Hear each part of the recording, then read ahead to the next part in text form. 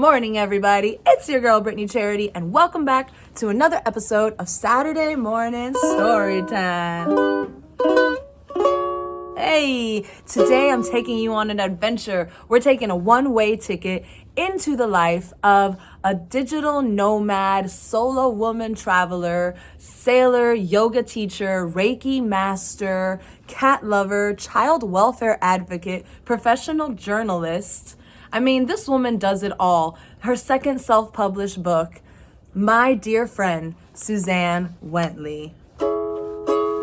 So please come away with me today as we explore the world of this amazing character. I'm a rebel, so rebel. I'm a capturer, so adventurous. But see the morning sun on the hillside, not living good, travel wide. Said I'm a living woman, and I've got work to do. If you ain't happy, baby, you must be blue.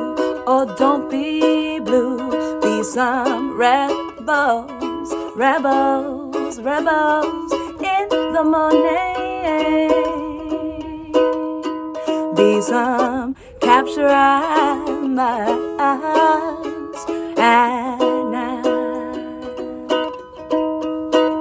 'Cause we some rebels, oh, some rebels, whoa.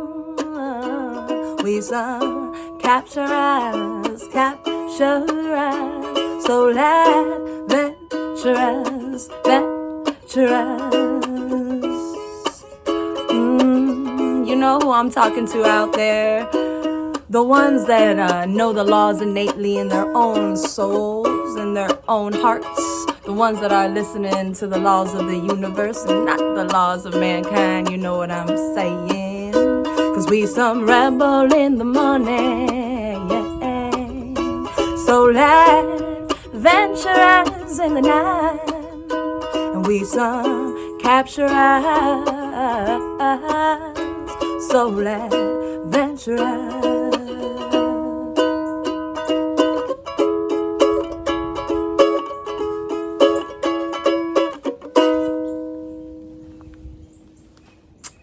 A little soul rebel by the man Bob Marley this morning. All right, now today we are going to get into this beefy memoir. And before I let the author herself introduce One Way Ticket to you, I'm gonna jump right in to Saturday morning sponsors. Woohoo! This episode of Saturday Morning Storytime is sponsored by none other than Joey Times Productions, where we are recording today. Joey Times Productions specializes in recording studio services, live sound production and services, artist entertainment and media production, as well as stage design and so much more. This episode of Saturday Morning Storytime is also brought to you by Still Waters Qigong. Still Waters Qigong is led by my friend Ray Robertson. He is a Qigong teacher, and he lives in South Boston, Virginia, where he teaches the practice. He teaches privately, he teaches group courses. It is all about mindful movement and finding the energy and where it flows. It is a great practice to take on the new year to keep your mind, body, and soul clear. Keep the energy moving and flowing. So check out stillwatersqigong.com. And thank you, Ray, for being a Saturday morning Storytime sponsor. And now, for the book we are reading today, One Way Ticket by Suzanne Wentley.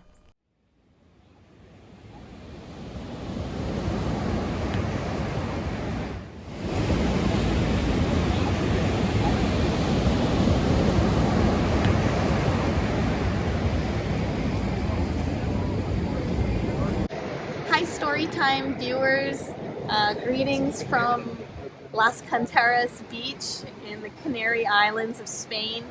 My name is Suzanne Wentley, and my latest project is One Way Ticket. It is a beefy memoir of 5 years of my life, starting from when I sold everything, quit my job, and embarked on a 32-foot sailboat throughout the Caribbean.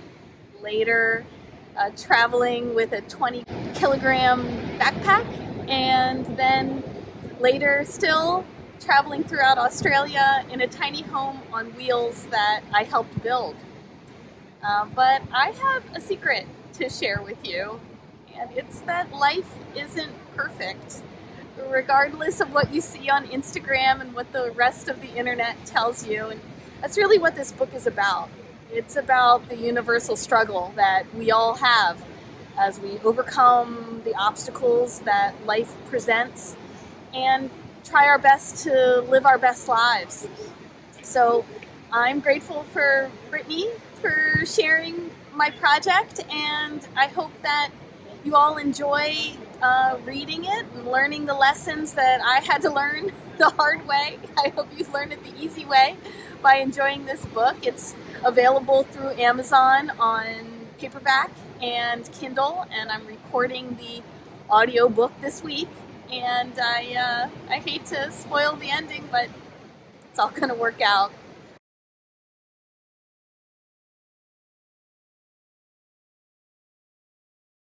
Let's jump right in. The party can't last if you party too hard.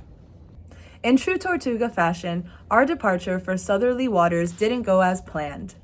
Just days before we intended to leave, Jonathan and I were on the deck in our bathing suits during a warm early summer thunderstorm. John was washing the boat's deck, and I was washing my body. When fresh water is such a rarity, rain always feels like a gift. We were taking full advantage, even though the clouds were pretty dark. Suddenly, both of us dropped to our stomachs. The mast had been hit by lightning. "I'm okay, you okay?" John yelled from across the deck. I felt my body. I was. Once we both started breathing again in the shelter of the salon down below, John surveyed the electronics. It didn't look good. Our masts and running lights were out. The new autopilot, which he just installed with the money I earned that spring, had died too. Luckily, that was still under warranty, but now we had to order parts and install everything all over again. We even had to extend our visas for another month to complete the work before we left. By the time I hoisted John in the bassoon's chair to the top of the mast for the last repair, we were weeks behind schedule. Now we were racing against the clock, not knowing when a hurricane would form in the Atlantic and barrel toward us. We both had lived in Florida long enough to know this wasn't a matter of if, but when. Based on the clear-cut advice of Bruce Van Sant, we planned out our voyage. At midnight, on a moonless night, we decided to sail through the North Bar Channel of the Abacos to head into deep blue waters. We immediately regretted it. Waves jolted Tortuga, tossing everything inside and scaring the cat. We had forgotten what real sailing was like after cruising around the calm, shallow banks of the Abacos for months. Now, in the darkness of night, we couldn't even see the waves coming at us from what felt like all sides. With John at the helm, I transformed into a ball of nerves. While I sat down below holding the cat and wondering if we were going to survive, John struggled with the new autopilot. He couldn't set it with the crazy current and chop of the waves. "Hang on," he yelled as waves slammed up against the deck. I did. By 3 a.m., Jonathan finally set the head sail and got the autopilot to function. Thanking him, I took the helm. By daybreak, we were both lethargic with seasickness. Any sailor who claims to never get seasick simply hasn't been at sea long enough. It is inevitable, and it is not fun. We lounged listlessly on the deck, watching the horizon and trying not to vomit until the seas calmed. I stumbled into the galley to make us some coffee. We tried to push down some sandwiches I had stored in the refrigerator. Time moved slowly. We had aimed our course for the northern town of Spanish Wales on the Bahamian island of Eleuthera, but the strong southeast winds pushed us down, past and onward. We were both exhausted as the sun was setting. We knew from Van Sant's book that it was best to set anchor while it was still daylight. It was the gentleman's way, the author explained, to have a sunset gin and tonic, an SGNT he called it, while securely anchored. It's an opportunity to see if your vessel has a good hold for the night and to watch for coral heads or rocks that could signal disaster. I searched for the chart for the shallow area that could serve as an anchorage overnight. As we pointed there, the seas kept churning as the golden hour turned gray. Anchoring wasn't easy. Okay, back, hold, port, port, port! John barked orders at me from the bow as I worked the helm. The anchor was barely holding. God damn it, port, Suzanne! Come on, it means fucking left! I'm doing the best I can, I replied as I unraveled into a cursing meltdown as rolling as the sea.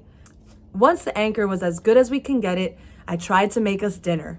During a particularly rough swell, I fell in the galley and developed a huge purple bruise on my leg. The door to the head fell off. Neither of us slept well.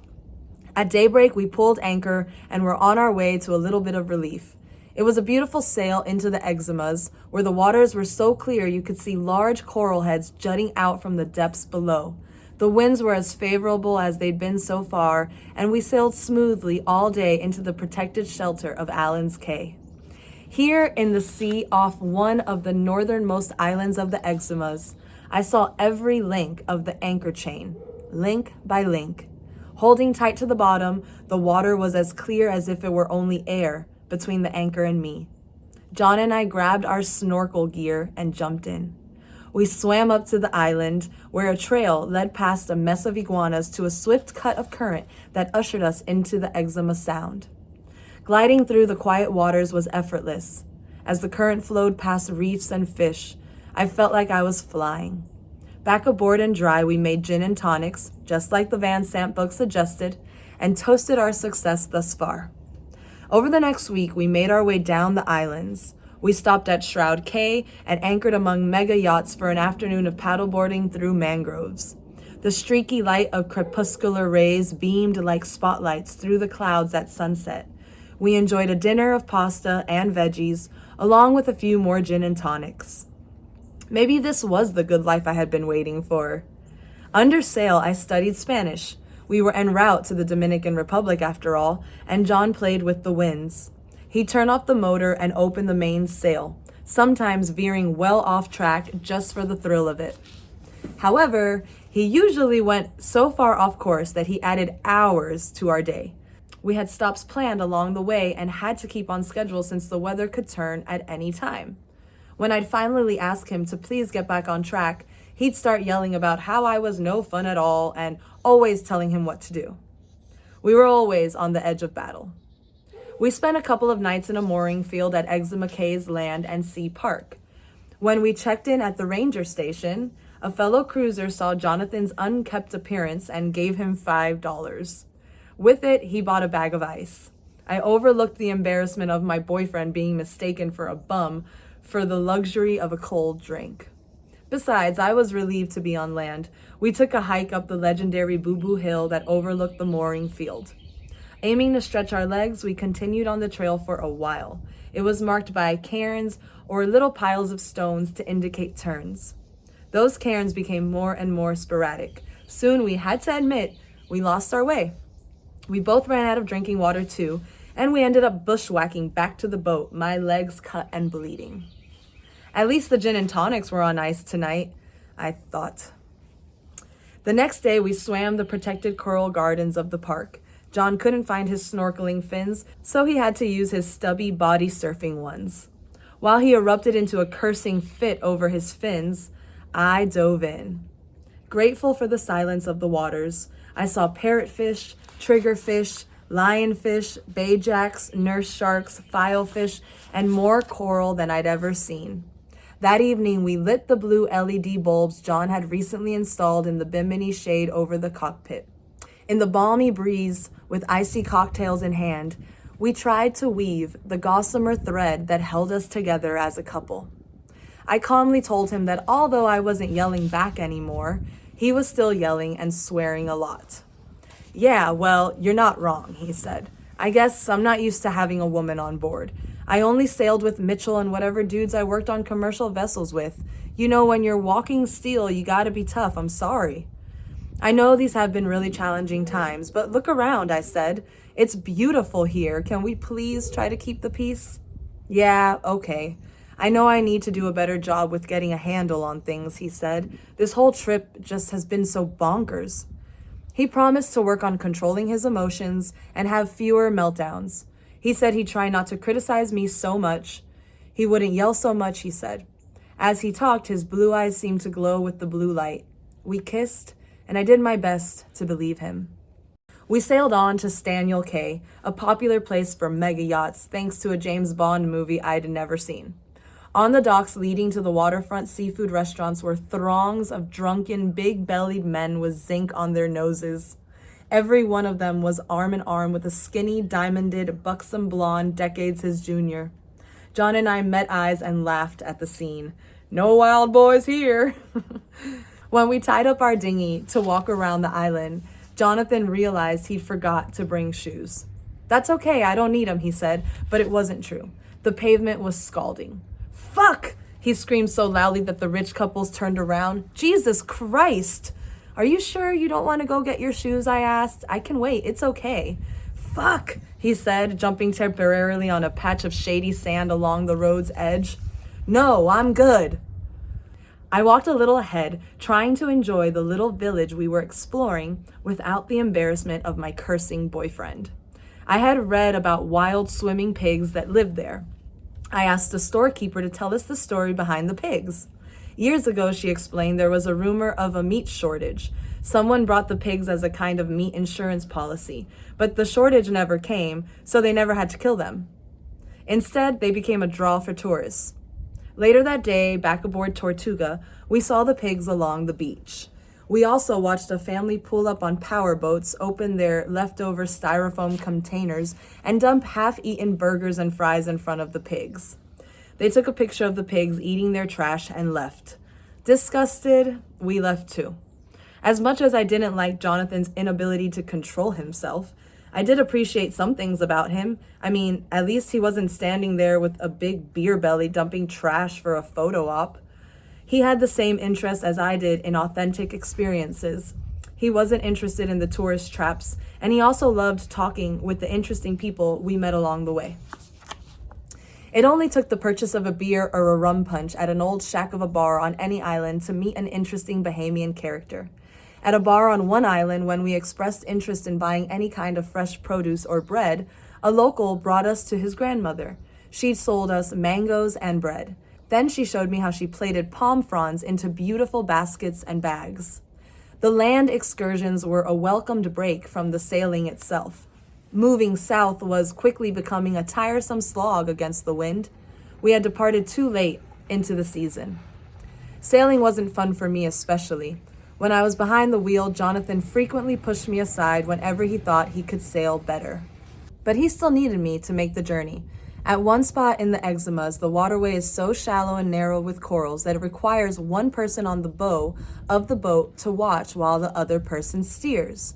It's a practice known as VPR, which is short for Visual Piloting Rules. Once I was stationed at the bow, pointing excitedly into the beautiful sea while John steered. "Turn port! Watch out for the big coral," I yelled, happily. I looked back at Jonathan. He was ignoring me completely. His face was inches from the screen of the GPS, as if a computer chart was better than his partner's real-time eyes on the clear waters ahead. I sighed. Somehow, we made it through and sailed on, stopping at Georgetown, the southernmost town in the Exumas.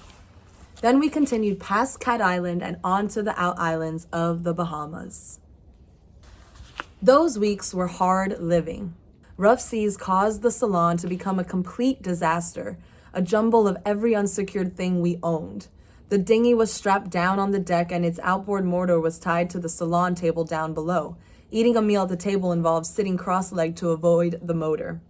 We weren't getting much sleep either. It made both of us grouchy, but at least I wasn't calling anyone names. Nor did I appreciate being called names. I wasn't stupid or ignorant. I was doing the best I could. But Jonathan yelled and yelled. I was feeling even more worthless than before. Even when we weren't underway, I started sleeping on the couch of the salon rather than with him in the V-berth. If he noticed, he didn't say anything. Meanwhile, I was learning a lot. I had become fairly skilled at reading charts and plotting course based on the winds and currents. I'd suggest courses, but John would do his own thing. Usually that meant adding hours to the already long sail. When he'd realize his mistake, he'd find a way to blame me. "It was your idea to travel south," he'd yell. "I wanted to sail up to New York." I didn't remember him ever saying that, but I was no longer fighting back. Instead, I made up songs about the adventures of slogging East Sioux in my head. I kept a gratitude journal and thought about how pretty the sailing was. It was true, the weather hadn't been that bad until one night. We didn't have a weather radar, but we did have an EPIRB, which stands for Emergency Positioning Indicating Radio Beacon. It's a sailor's most important safety equipment. as it alerts authorities by satellite to a sinking ship. One evening, I thought perhaps we'd have to use it.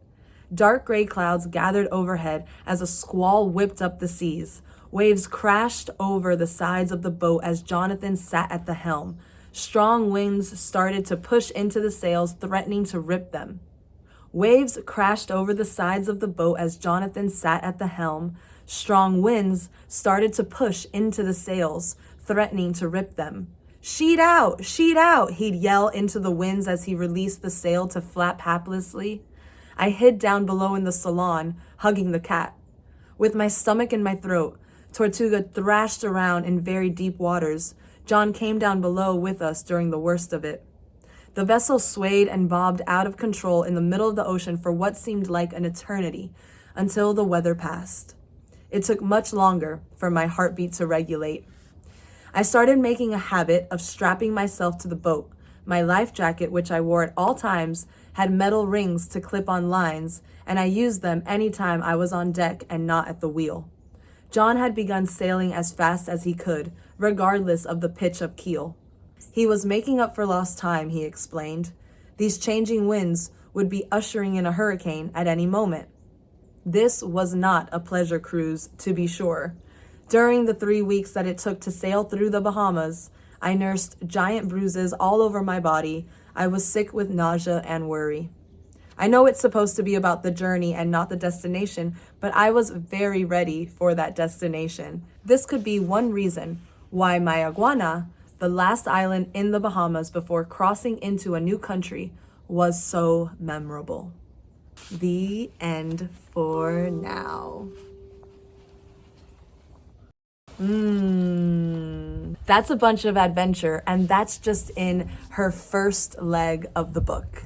Thank you so much for joining me today for a peek into Suzanne Wentley's new book, One Way Ticket, where she tells about 5 years of her travels on seas, on land, in the air, and in love, and with herself, and with this life. I hope that you find yourself a copy. They're available paperback and ebook edition. You can find it on Amazon, One Way Ticket by Suzanne Wentley. Thank you for joining me again today. I hope you have an awesome weekend, and I'll see you next time on Saturday morning Storytime. Mwah. Peace. I'm a rebel, so rebel. I'm a capturer, so adventurous. But see the morning sun.